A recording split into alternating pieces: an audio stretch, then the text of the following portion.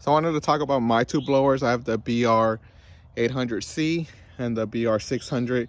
We are on a little slope right now, but you can obviously tell the difference. The 600 is a little bit smaller.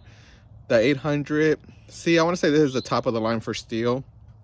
This is the one I started off with. I've had it for a year. It's never given me any issues or any problems. It always starts right away. Sometimes it takes 2 or 3 pulls, but it normally always starts, or it always starts. The 600 I bought this year, I've had it for about 2 months, and the reason why I bought it was because I noticed that when I'm out with Flacco, like one person's blowing and then the other person's kind of like just chilling. So I figured that we needed another backpack blower, that way we're constantly moving. And if you ask Flacco which backpack he prefers, he would go with the 600C. If you ask me, I would go with the 800C. So price range, the 600 was close to $600 and the 800 was like $800 to $900. So obviously, given the 800C is a lot, costs more and it's bigger, it is more powerful than the 600. That's why I prefer it, especially just because I'm on my stand on and I'm able to blow the long driveways or drive-throughs.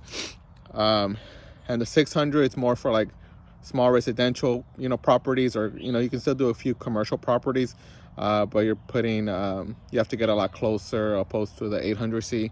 But he prefers the 600 because it weighs a lot less, so it's not as heavy as the 800C.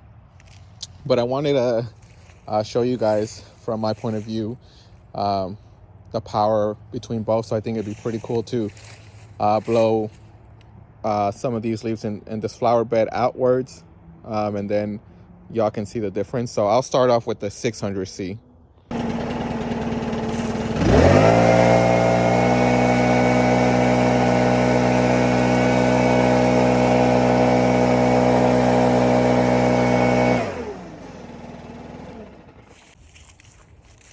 So that was a 600C. So you can see definitely, I mean, it's powerful. They're both like powerful blowers, so either one will get the job done. So next, I think I'm gonna just move a little bit forward and try the 800C for y'all.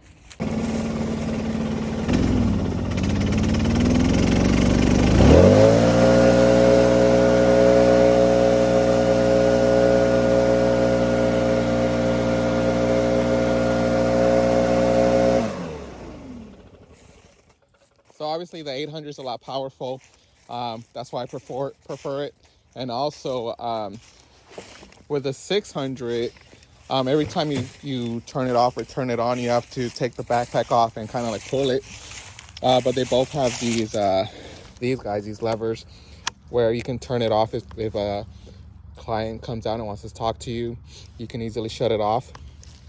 But the 800C has this guy, so you're able to pull it while you have your backpack on, and you're not that way you're not taking it off and wasting a few seconds, which they do add up.